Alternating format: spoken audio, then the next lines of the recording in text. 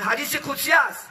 خدا میگه شما را صورتتون نگاه نمیکنه، خداوند مال شما را نگاه نمیکنه $100,000 داری، بلکه دل شما عمل شما را نگاه میکنه. دل نظرگاه جلیل اکبر است. دل انشاءالله توغری کن، دل انشاءالله نسبت برادرت، نسبت اکل، نسبت دادرت، دل انشاءالله خدا خواهد توغری کن. دل درست شود، خدا خواهد دل کافر نکن. دل خدا خواهد نسبت برادر کینه و بغض و حسد و عداوت نکن. شاعر میگد بزرگان اسلام در دل چو کجیست روی بر خاک چی سود، چون زهر در دل رسد فریاد چی سود، تو ظاهر خود به جامه آراسته ای، دلهای پلید تو جامه پاک چی سود. شاعر میگد وقتی که دلت کج است تو زمین در سرتموندن فایدهش نیست. وقتی که یک سر فایدنان میگو میخری و زهر باشد، مبادا در دلت که تحصیل کرد 1000 داد فایدهش نیست.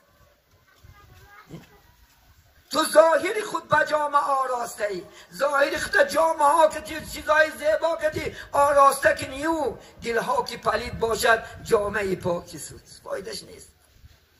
این دل که ظرف ایمان ما و شما کلمه لا اله الا الله محمد رسول الله نورش قرارگاهش دله. دل ما و شما چکا کنیم؟ انشاءالله پر کنیم، دل درست کنیم، دل انشاءالله مسلمان کنیم. اول دل انشاءالله بیدار کنیم. چی؟ محبت به الله، محبت به قرآن، محبت به اسلام. انشاءالله خدا خواهد دل پر کنیم، دل انشاءالله خدا خواهد راست کنیم، انشاءالله راست میسیم. شاعر میگد گرز نمازت از سری صدق و صفا نیست، اگر در کعبه گذاری روا نیست. برادران اگر نمازت از صدق و صفا نیست، کعبه رفته خودش قبولش نمیکند. صدق و صفا معناش چی است؟ انشاءالله همه طرفه خدا خواهد پاک شد، همه طرفه که زبانش نمازخانه باید که زبانش پاک باشد، حقارت نداشته شد، چشمش پاک باشد، گوشش پاک باشد، دستش پاک نباشد، دوز نباشد. ادانه شما حتی اینکه گوش ها زنا میکنن، چشم ها زنا میکنن، دست ها زنا میکنن، پاها زنا میکنن، دل زنا میکنن. دل از زیناش خواهشی زنی بگانه، چشم و دیده دائم گشتن، گوش از پی همون خبرهای ناخوش شنیدن و پا رفتن. الله نگه دارد. ما شما همین بسیار عزیزانی من عبادت خدا خواهد درست کنیم. عبادت انشاءالله پورا کاملا چنان عبادت کننده شنگی مردم تعجب کنند.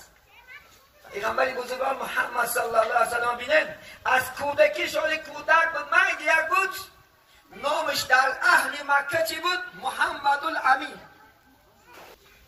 امین ندانش از پیغمبری راستگو، پیغمبری امانت نگهدار. امروز نمازخانه عقیدت داره. از پیش پول نماز بخوند، با هر چند خدا خواهد تعلیم بیدم، هر چند مولا است. چنان ترسی خدا نیست امروز، چنان ترسی خدا در قلب دل ما نیست. و بودو همه دروغچی شد برافازی، بالکل دروغچی. مردک زنک فندارد، زنک مردک، دختر مادر شد، پدر بچه پدر شد. دختر شما در کوچه میگردد، مبادا تلفون کنی دختر در کجا میگه در خانه، نکلا یا کجا سایدش ده بکی دک دروغ. خود شما در یک شهر نشینه کسی پدری بچه تو با تلفن او هم خانه دست ماکی بازه هم میگه پتیکه برادر را حق نمون، پدر بینه خونه شوا پتیکه استاده که گوه دروغچی نیرنگ بازی نماز بخون. و چندین حادثه ها رو میشنوین، روایت ها میکنن از بالای نمازخانه. این کارا را نکنین، عیناً ارگیدن نمازخانه شد. هرگز اگر سرتم رود که بدروغ نزن. حضرت مولوی میگن همه شرمندگی ها از دروغ است، چراغ راستان دایم فروغ است، در این دنیا دارد این قدر خجالت، چی باشد هجرتی روز قیامت. حالی دنیا نگه بزنی مبادا اثبات شوی چند قدر خجالت بشوی. و گفت اسلام میگم زمین نکبید بدروغ ولی پیش الله نخجالت شوی 1000 مراتب زیاد است. میشه اولاد خجالتش. 1000 مراتب زیاد است.